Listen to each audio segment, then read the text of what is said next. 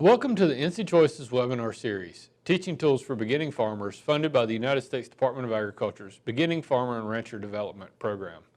I'm Lee Menis with NC Choices, and I'm going to present the module on pasture pork production. This is one of 7 modules offered in this webinar series. Welcome to the NC Choices Pasture Pork Production Teaching Tools on Feeding and Nutrition. To achieve growth performance, pigs need to fulfill all of their nutritional requirements, and this means protein, energy, minerals, vitamins, and waters. A good feed program must meet the nutritional needs according to the stages of production, such as weight, age, sex, genetic potential, health conditions, and environmental and production goals. For help with this, you can always seek out extension agents and feed salesmen that can help with formulating rations for these pigs. Since most ration recommendations are formulated for confinement operations, certain adjustments need to be made for pasture-raised pork. Diets for pigs need to be formulated to satisfy an animal's requirements, minimizing the nutritional gaps and excesses. This results in more efficient feed utilization, a reduction in excess nutrient excretion, mainly nitrogen and phosphorus, and decreasing environmental contamination as well as reducing this feed cost. The amount of feed concentrate needed to grow a feeder pig to slaughter weight will vary widely. As pigs get older, their feed efficiency decreases. So young pigs are going to have better average daily gains than older pigs. A lot of it also hinges on how much quality forage you can provide and the ability of that pig to make use of the forage. Older pigs with lower nutritional requirements get the most out of good forage. Your method of feeding will also affect intake as well. And make sure your pigs are getting enough to eat. If their access to forage is limited, they will consume more feed concentrate. A generally accepted rule of thumb is it takes 3 to 3.5 pounds of feed to produce 1 pound of live weight pork. Deficiencies or excesses of nutrients in pig diets can cause a variety of issues. They can have effects on the performance of the animal, both in growth and reproduction, and in the health status of that animal. Deficiencies can cause problems like growth reduction, lean muscle reduction, or skewing the fat to lean ratios in the meat. It also can have a effect on the emergence of diseases within the animals or in their overall susceptibility to such. Excesses in nutrients can cause problems also, such as increased fat deposition, such as excess energy in the diet. And if there's extra nutrients in the diet, they can be excreted in the form of nitrogen and phosphorus and other minerals that can cause environmental pollution risk. There are a couple different feeding strategies to consider. Ad lib feeding, or free choice, means the continuous access to feed. Feeders are generally filled up and the pigs are able to eat as needed and as they get hungry. This has a few effects on the pigs themselves, can lead to greater growth rates, can also lead to slightly higher feed costs from greater consumption. It has a higher equipment cost also. Appropriate sized equipment is required, such as oversized feeders can lead to waste and spoilage, and undersized equipment can lead to fighting or uneven growth rates within the group. Restricted feeding can encourage pigs to use more forage and can result in leaner carcasses. Generally, you see this used in gestating sows and in the final finishing stages when you want to control the growth weight. Some of the caveats of restricted feeding are you must make sure the animals are getting enough to eat. It also generally requires more labor as you're having to hand feed each group of pigs each day. And you need to maintain consistent feeding times. Animals like consistency in their schedule and can be stressed whenever that inconsistency takes place. Phase feeding is matching your rations to the growth phase of the animal. As you can see from our chart here, starting at the top, As the pig gets older, its nutritional requirements decrease, as represented by the curved line.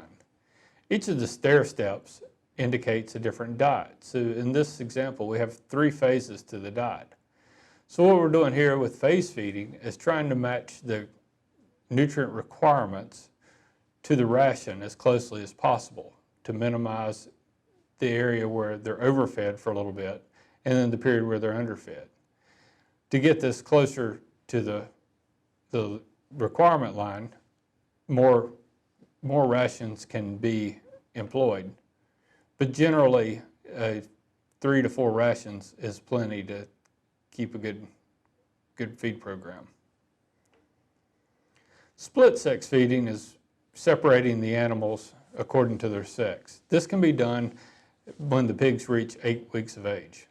The reason to do this is that the sexes require barrows, the castrated males, grow faster than the gilts and require less protein to achieve maximum performance.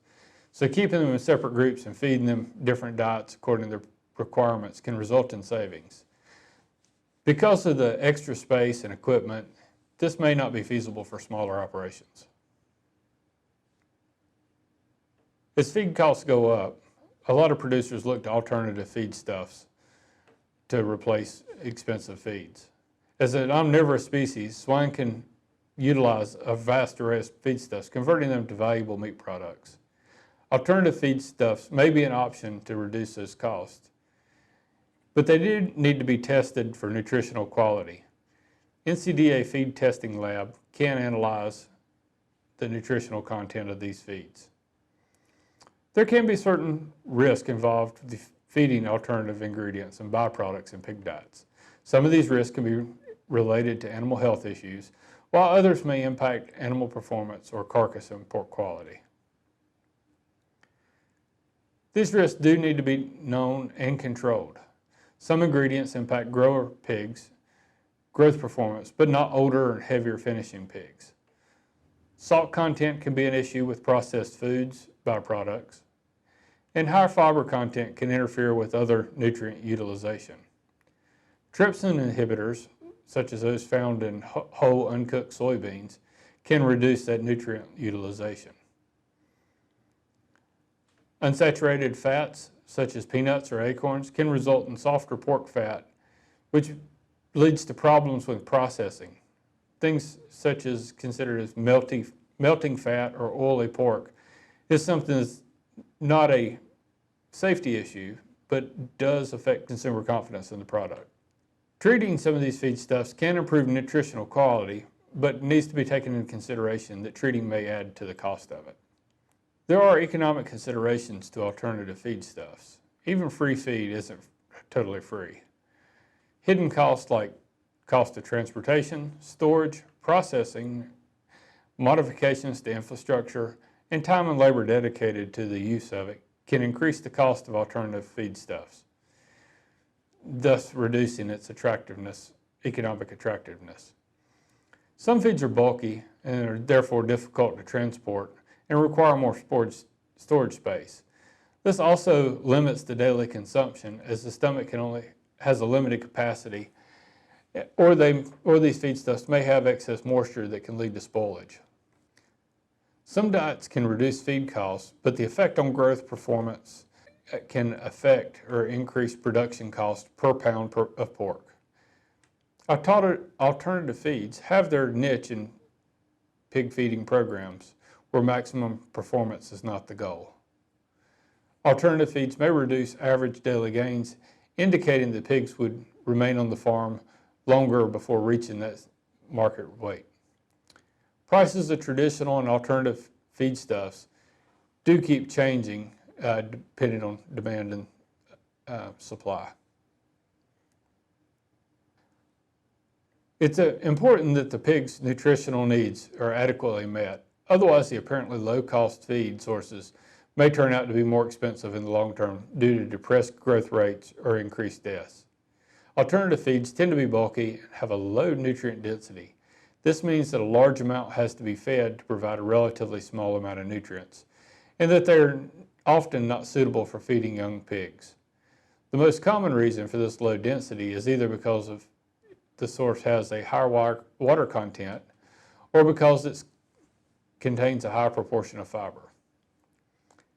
Once again, the additional costs that include mileage, labor to pick up, additional storage and handling equipment, and short lifespan of materials need to be taken into effect.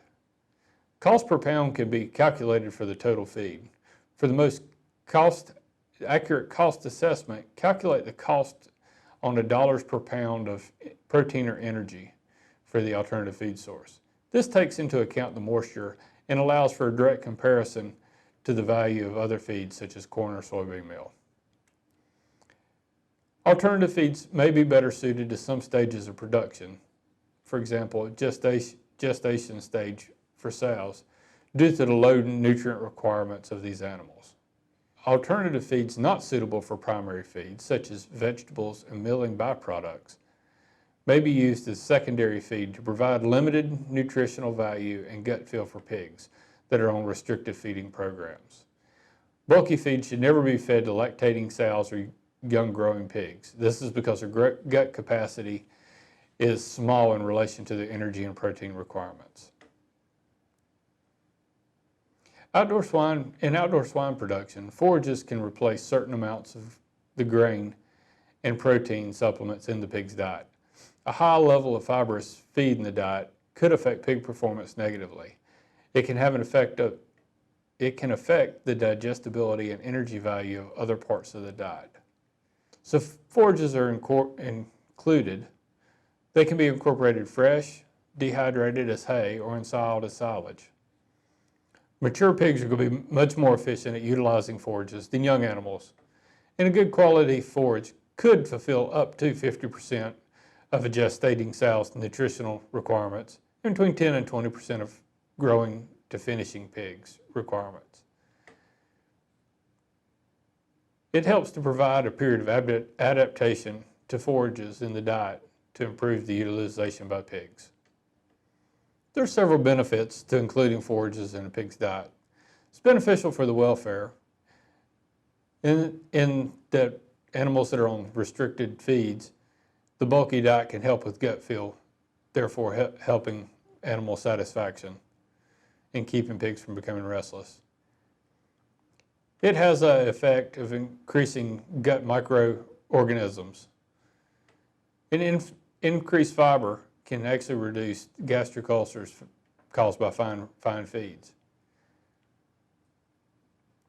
They also contain compounds that can potentially affect the flavor of the pork. This could be either good or bad. And forages also help avoid excessive fat deposition. In feeding nursing pigs, croup feeding is an option. Croup feeding needs to be provided in a manner that only the small pigs can access it. Pigs will generally start eating before they're 21 days of age. But at this stage, because of their small size and small gut capacity and high nutritional needs, they need a very digestible feed, rich in protein and kilocalories of energy. And it's really important to keep fresh feed out for those. The most important nutrient to include in a pig's diet is water. As you can see from the chart, this gives an estimated consumption on a per pig per day basis for a variety of growth phases. Water lines should be buried and insulated to provide cool water and as well as protect from freezing in the winter. And water should be placed over hard perforated surfaces to prevent wallowing and digging out underneath from spilled water. Just as importantly as what to feed is what not to feed your pigs. While they enjoy a large variety of supplemental foods, there are some foods that they do not like and others that they should not be fed. Feeding raw eggs and milk to pigs have been linked to transfer diseases such as foot and mouth disease, salmonella, African swine fever, and other diseases. Mycotoxins and alpha toxins can also be present in feeds and not visibly detectable without further testing. And symptoms from those may vary everything from decreased performance all the way to death. Environmental temperatures have an effect on feed efficiency. In cold environments, pigs will have a greater feed intake and a poorer feed efficiency due to the higher nutritional requirements for the body temperature maintenance. In warm environments, pigs reduce their feed intake, trying to reduce their internal heat production from digestion and metabolism. It's very important to provide protection against extreme weather conditions to increase average daily gains in feed efficiency. Take-home lesson is that a good food program is a cornerstone of a successful pasture pork operation. So make sure your feeds optimize performance, meet your financial goals for your operation, and produce a consistent product quality.